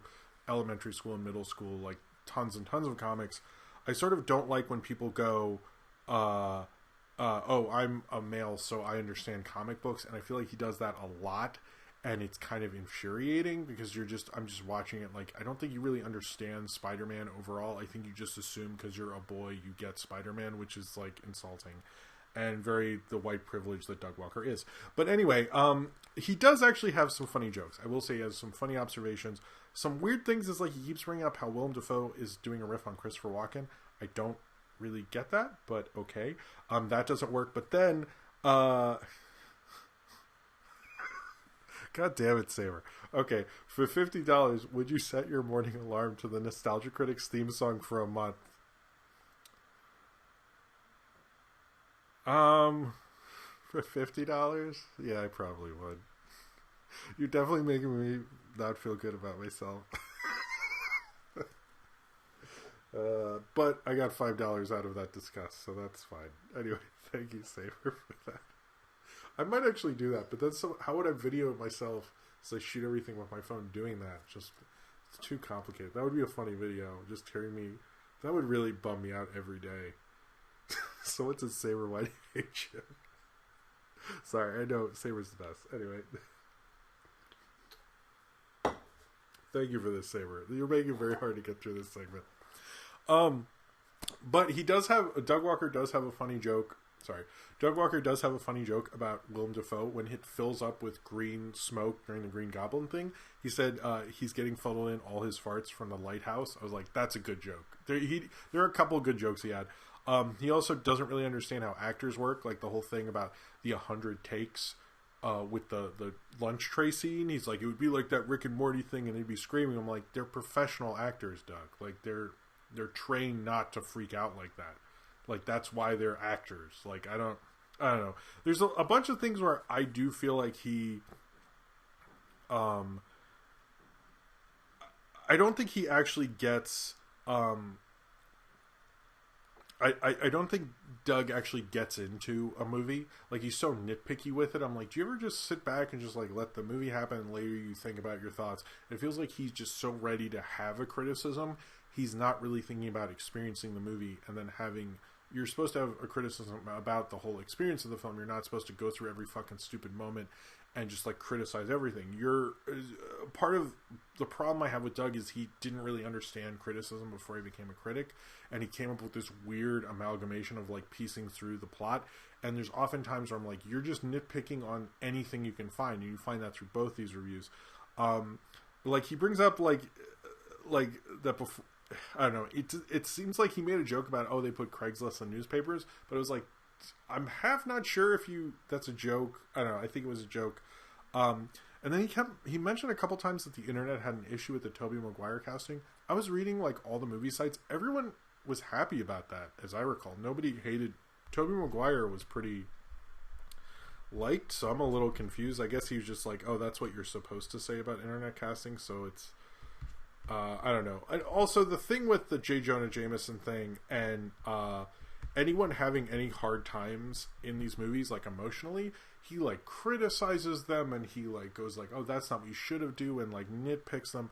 And especially people in a crisis and how they react to things, like when he's finding the guy who he thinks killed Uncle Ben, and he's not like seeing his face and all the things. I'm like, no, he's clearly like freaking out because his uncle just got killed. Like, have some like emotional understanding of what's going on with people, which he doesn't seem to have, which was just so weird, because it just feels like he like is so ready to nitpick these performances. He's not thinking about those things. But I also, one of the things I think about the original Spider-Man movie, which he doesn't say, is that the original Spider-Man movie, people let go of all those things because comic book movies like just did not work. Like the first Bryan Singer X-Men has all these issues with it. The Sam Raimi Spider-Man movie was like such a breath of fresh air in terms of understanding comic book logic and all these things. And he doesn't really kind of understand the context of what he's talking about a lot of the time.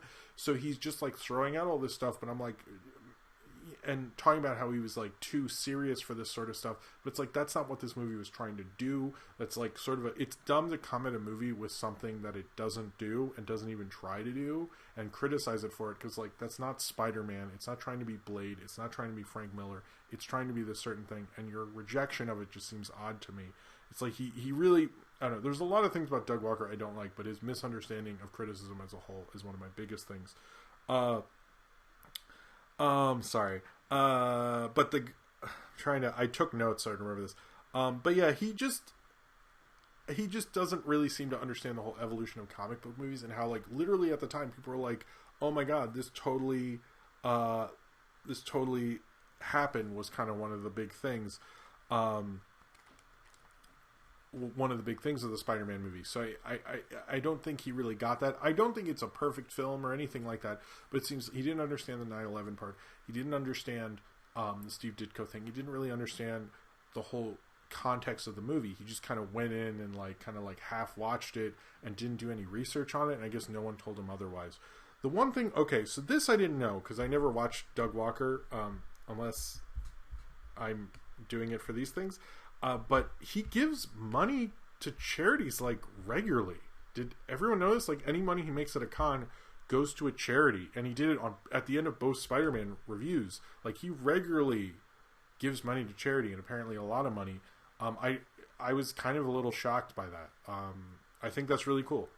I didn't know that. I give him a lot of credit for doing that. I think a lot of us are financially not able to do so, but credit to him for being able to do that. I think that's really cool.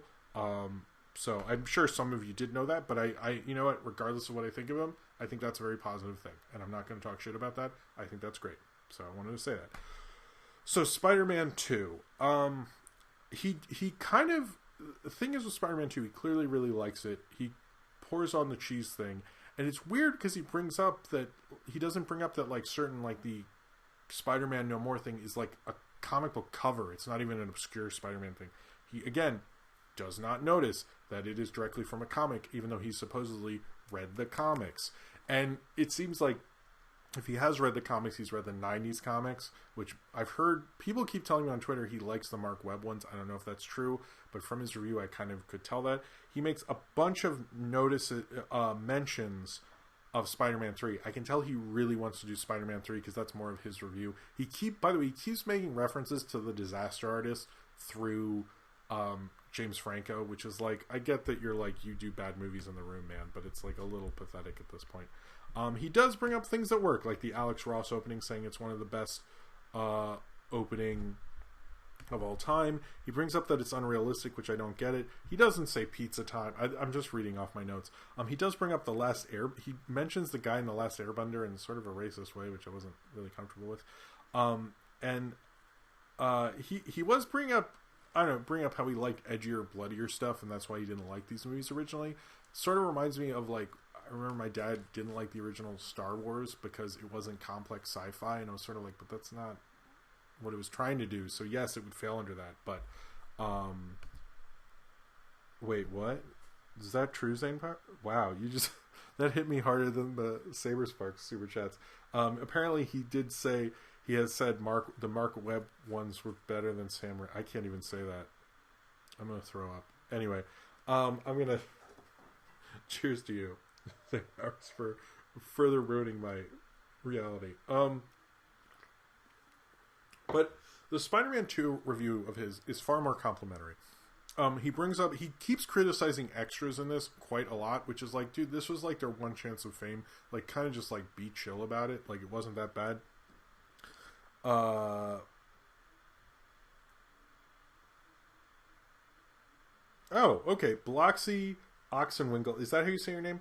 Says, so I'm coming in a bit late, but did you see his first viewing videos on them? Because they are not only better insight into how he feels about the films, and it's more fun. I wished I liked him more. Okay, I kind of didn't because they were already long, and I don't like him. Thank you very much for the super chat, Bloxy. Cheers to you. Oh, so Ryan, they do have a lot, like, they will do, of a review, Doug Walker does, he basically makes, like, a first viewing, a nostalgia critic review, and then a making of. I was like, holy crap, dude. Like, and I agree, Movie Bob's reviews are better, of Spider-Man. I have reviewed Spider-Man 1 and 2, if you want to check those out, by the way. But, the Raimi ones. But yeah, he makes a lot of content. Maybe, Bloxy, I'll bring up, did I say your name right? Please tell me if I did or not. But, I will check out that. Maybe when I do 3, since I'm not doing so much, reviewing 2 things at once, I'll check out his first viewing of that. So I think that'd be cool. Alright, so, he brings up this Darth Vader thing when Dr. Ock says no. That was funny. He actually has good observations. He of course had to bring up the Doctor Strange thing. But that, he brings up, the thing with J. Jonah Jameson's son being an astronaut, which, like, that is in the comics. I don't know how to tell him that's not. Again, he should know that. If he read the comics, he clearly didn't. Duh. And he doesn't understand the source material because that is sort of a long thing. And then his son becomes a werewolf or something. Look, that's stupid. Comics are dumb sometimes. It's fine to have that in there and not do much about it. But he keeps bringing that up. It, like, really, there's like nitpicky things. He goes, I mean, some of them are like when the guy at the Daily Bugle looks at Peter Parker like Spider-Man was there, and I think you could read it either way, but Peter Parker is reading it as, oh fuck, does he like, no, I'm Spider-Man? But I think it was more like Spider-Man was there, Parker, what the fuck? But, you know, but clearly he wasn't going to take pictures of that because that was like emotionally scarring, seeing his mentor like destroyed and all that, but whatever. He does bring up, he says, he actually says this quote, and I think it sums up how he feels about Spider-Man 2. He says, sometimes I don't know what this movie is doing, I just know that I love it. It sort of sums it up. Like, he kind of doesn't he kind of doesn't fully rip this movie apart the way he originally did, and I find sometimes with his movies of classics that he doesn't really want to rip apart, but he likes, but isn't as passionate about. Because that's one thing I've noticed through watching these two. It feels like he's passionate about a certain amount of movies, but he's not really passionate about film as a whole. I've noticed he like, I feel most critics will just be like, this movie is a good movie, and I'm so happy I saw a good movie. And it feels like because it doesn't hit his various rules or whatever, even if it's good, he's like kind of begrudgingly gives it a good review, and I kind of felt that throughout this thing. Although he did have good things to say, but then he's like bringing up jokes too much that have like literally nothing to do with anything and aren't even that funny. The astronaut thing, but you know, I don't know. Bloxy's really making me think I should watch the first meetings. I think I will. But he did notice that like Thomas Jane has a cameo in the end of Spider-Man 2. Never knew that. I've seen Spider-Man 2 is one of my favorite movies of all time. I've seen it a million times. And he brings up the emotional big parts of it. But he is so looking forward to Spider-Man 3. I think he knows that's going to be a big video for him, and I would say so. I was also surprised there was that meme of the Green Goblin butt thing, and I thought Doug Walker, because his review came out close to that, was involved in that, and he wasn't. So I would say the problem I have with Doug Walker on these Spider-Man reviews is he sort of misses the point of what these films are. They're trying to represent the original Spider-Man run, they're trying to represent the Steve Ditko run, and they're doing a specific thing. And also it's like Sam Raimi. He gets some of that with the Doc Ock thing with the arms and the Evil Dead references, but Sam Raimi likes classic films and aw shucksiness, and I get that that isn't like the realism he necessarily likes, but first off, film isn't realism. Film is like, you know, performance, and I don't really want to get into that, but he just doesn't understand what these movies are, and he misunderstands that completely. And I feel like that's why kind of like these reviews are a little cringy and not really good criticisms of the Sam Raimi Spider-Mans, because he's not really getting into what these movies are. He's getting into his very skewed experience of it, and I don't really honestly find that entirely very insightful, much like how I feel about him in general anyway. Alright, so Sorry. Let's get into questions. I have one Patreon question that I could find. If there are more, I apologize. I want to thank everyone for being here tonight. I think it's been a good night, and we're going to wrap this up. All right, so Tay Hallett asks, what's your favorite James Bond movie? This would be you can ask your questions after this. Put question before and all that stuff. What's your favorite James Bond movie? I would say my favorite is an interesting question because I often don't feel like one Bond should represent the entire franchise. So I'm going to say that Goldfinger and the first three Connerys are among my favorites. The Spy Who Loved Me by Roger Moore. I love George Lazenby. I'm just going to tell you what I think some of the best are. I don't know. I don't really have... I would say Skyfall, Goldfinger, The Spy Who Loved Me, On Her Majesty's Secret Service are among them, but I will say that I think the most essential ones are the first three Brosnans, which are Dr. No, From Russia with Love, Goldfinger. From Roger Moore, The Spy Who Loved Me. A View to a Kill is like a personal favorite. I think that's fun, even though everyone says it's bad, but Grace Jones is a bad guy with Christopher Walken, and Duran Duran does the theme song. Like, how am I going to say no to that? I think I said On Your Majesty's Secret Service. It's one of Chris Nolan's favorite films. It's literally a great movie. Everyone has talked shit about it, doesn't know what they're talking about. The Living Daylights by Timothy Dalton is great. Pierce Brosnan only made one good Bond movie, and he even admits that. It's Goldeneye. Daniel Craig has two great ones, Casino Royale and Skyfall. And that's my answer. Sorry, that was too long. All right, so we have a bunch. I'm going to try to get through as much of these as we can. I kind of want to wrap this up in a little bit, so I apologize. I don't think Sophie will wake me up this time. That was funny last time. Kids sneak up on you when they wake up, and it is scary. I'm going to say that right now. Zane Powers, and this is a good question. Thank you, Zane Powers, for this one, because I would like to talk about this.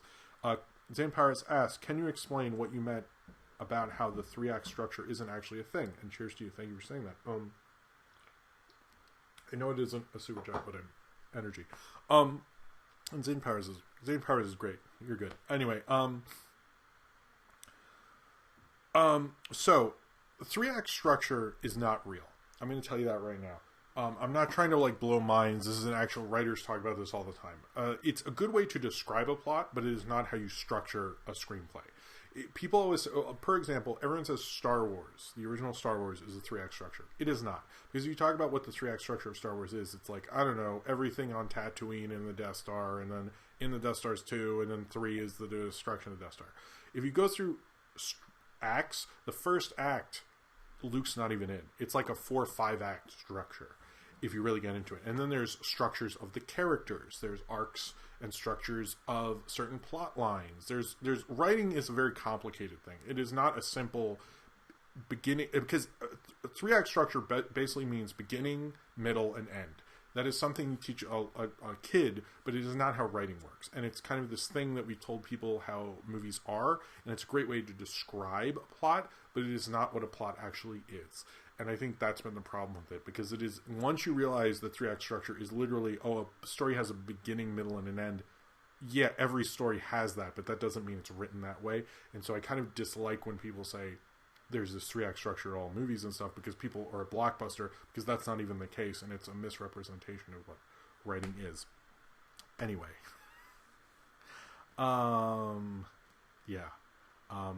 Blacksea has a lot of interest. I'm going to have to go back and read all your stuff, Blacksea. Thank you for being here, by the way. Am I saying that right? I don't think you said... If you said that in the chat, I missed it. I'm sorry. A lot going on tonight. All right. Question from Ransan Film. I'm going to New York to get a copy of my second feature to Lloyd Kaufman. Would you like to collaborate on a movie review? Yeah, if you're here, we can figure something out. Depends on the weekend, though. I'm a busy person, but I'm not opposed to that. So let me know. M Blood T, what kind of dragon would you ride if you're delivering pizza from the previous PPP? I'm actually making an animation for that. Oh my god, I would love that. I would probably say toothless, but let's say like a green dragon with like crazy teeth and like rawr, and like weird eyes and like shooting fire out, and like it would be like a really big one that we could all sit on and have like a lot of room, and like maybe not smog big, but like a house big. Does that make sense? I think it does. Question, thoughts on the Kibbe marketing campaign? I think a lot more people are going to sign up for that now that we're all bored. I don't think it's great, because it's acting like people are going to say, oh, that's the the length of a Kibbe, or it's going to be 3 Quibbes or something like that. I think it should just more explain what it is rather than doing this slang thing, which just isn't working. I think it's a little lame, to be honest with you. What would you say if you discovered the Nostalgia Critic was actually a big fan of yours and was watching right now? I would be surprised. I don't think he knows I exist. I think we're very much different people. So I would say if he would want to talk to me or something on the phone, I would be down for that. And I would talk to him, but I would probably be too nice to really rip into him, because it's different when you're talking about someone and like confronting them. But if he was watching me, I would just say, please, like, read some Pauline Kael. All right, Major Mekazawa, question. I just watched Pink Flamingos, loved it, awesome, thank you. So I was wondering, what are some of your fun memories you have of sharing, introducing John Waters films to friends/family throughout your life? That is like a bigger question, but I'll just say one, and I mentioned it in my review, but it's a cool one. When I first saw Pink Flamingos, it was actually because my friend and I think I mentioned this in a review, and you should check there's a lot of questions. I don't know if I'm getting all this.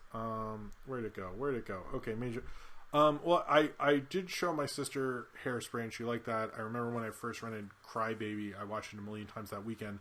I would also say, so I made a bootleg of Pink Flamingos from my friend's copy, and my friend and I kept getting into it in middle school, and I actually had a friend group from watching John Waters movies, because everyone else, I don't talk about this a lot, and maybe I haven't, but everyone else I was friends with in middle school kind of ostracized me, because they didn't like the idea that I was so into John Waters, I wouldn't shut up about it, and they were like, well, he's gay, and I don't want people to think that people think you might be gay, and that people might think that I'm gay. The person would say I'm gay as well, and I'd be like, I don't really understand the logic, because I'm not gay, but okay. And I was like socially like kicked out of like a friend group because of it.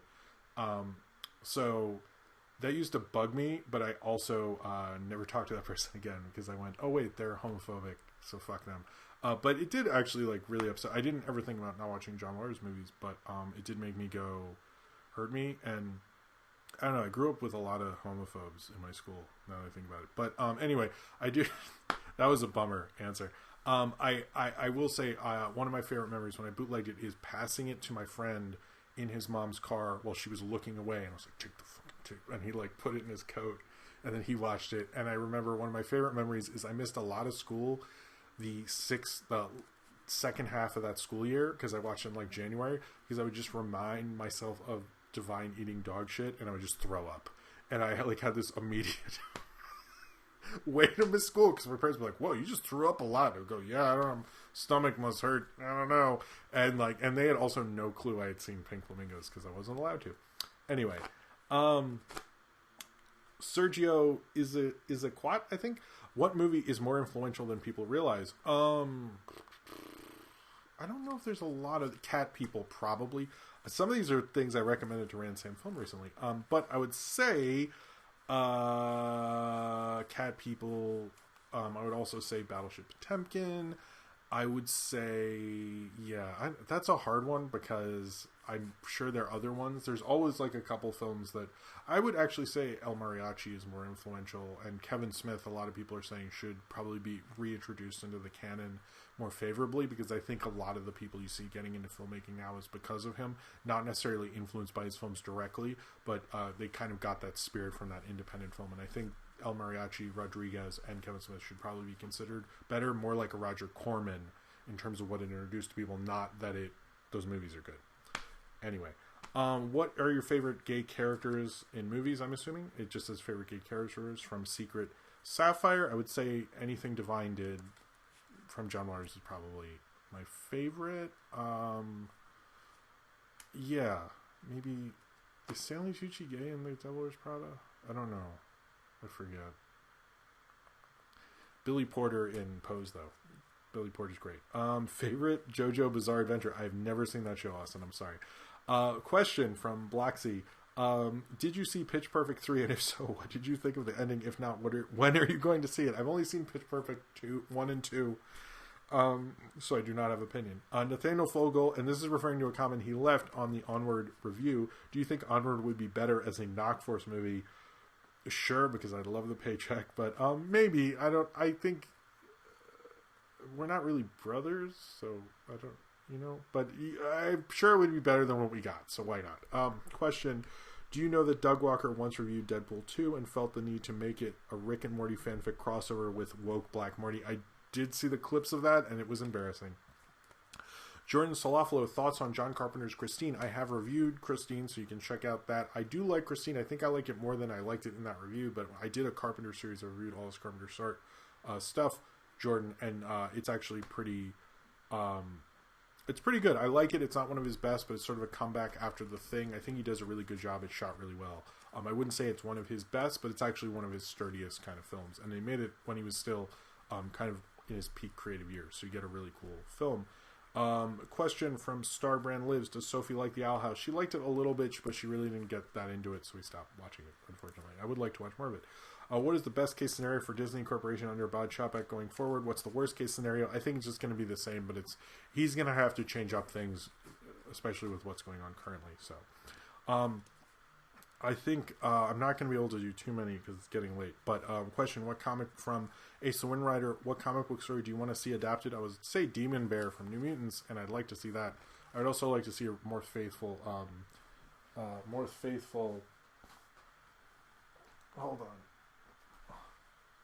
Hold on.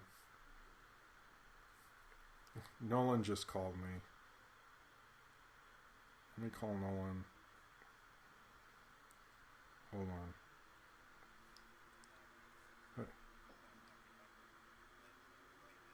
Oh, what's going on? Oh, hold on. Bob, could I put you on speaker? Yeah, I'm streaming right now. Oh, hold on. How do I do that? Hold on. Hello, who's this? It's Bob Iger, the CEO of the Walt Disney Company for the next 2 months. Oh, how are you doing?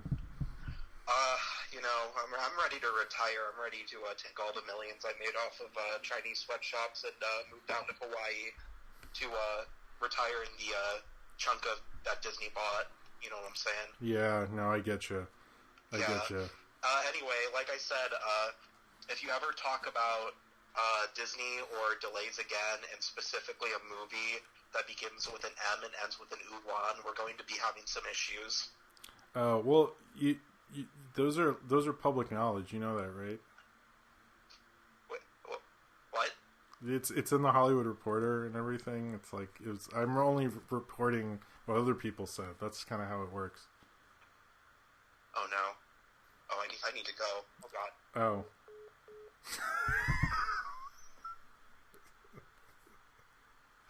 Oh. Anyway. Alright, let me do 2 more. I'm just randomly questioning it because I need to go. I'm a little tired. And other people need to get to bed. So,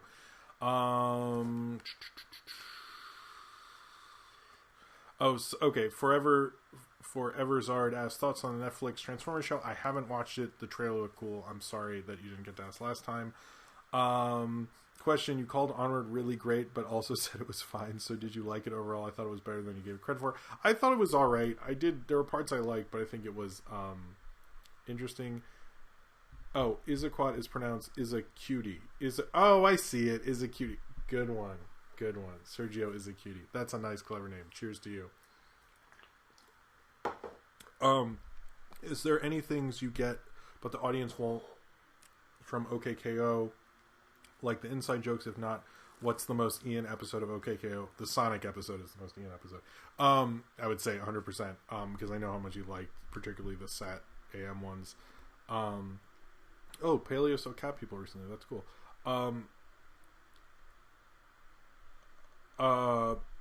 Sorry. I would say most of it just knowing his influences and knowing what he likes and knowing his style. Was interesting because you see someone's style evolve as a person, and then you see it in a show, and it's the most Ian kind of show you could ever do. I know some of it's hard to explain. Some of it's just his art style and how he feels about art and things we discuss. So I think the Sonic one would be the most, because I was I know where he's getting all this stuff. So there's some things I can't think of an example now, but I know so many times would do that. Let's do from Mo Kitsch. What is your earliest cartoon memory? Mine is watching Aladdin on my Winnie the Pooh TV. Mine is probably watching Masters of the Universe because I wasn't allowed to watch it and my parents let me watch it. And also that Sesame Street short where it's like get the eggs and so forth from the kitchen. Let's do one more and that's it. Who are actors who have never been good in any movie in your opinion? I used to say damn it, I can't think of them because they're so unremarkable. Maybe that guy who was like, oh god, I can't remember any of them. I'm sorry, I can't think of that one. Is there anybody else? Question, which podcast member is Sophie's honest uncle on? I would say Nolan because he's gotten her presents and stuff like that, and she knows of Nolan, but she knows of everybody, so yeah. I think that's probably going to be it. I'm sorry because it's getting late and this went late and everything like that. So hopefully next time, this was kind of a crazier, Emma Watson isn't that bad, so I'm sorry. If you do have a question, please tweet at me. I try to answer stuff as soon as I can, or even say so in the comments. But I want to say thank you for everyone for coming out tonight. I appreciate it. I think it was a good show. I hope you guys all stay safe out there, and be respectful, and try to look out for everyone. Nice, Nolan. All right, for Nolan. Is that how you do it? You go like that? I don't know. Anyway, fine. I don't know why I did that. Damn it. Shailene Woodley's all right. Anyway, I wanted to say good night to everyone. I will have new stuff. The 2 segments will be videos later, as well as Juwanna Man will be this week. Also join the Discord. Thank you, Austin. Sorry, you should join the Discord. It's a lot of fun. There'll be new stuff, but yeah, try to see a cool new movie. Try to do something nice with your time off and do something interesting, and be good to each other and all that. Anyway, I'm tired. That's it. And I'll see you next time, and subscribe if you would like to. Did it do it? No, we're not. Oh, subscribe if sorry, you would like to. See you later.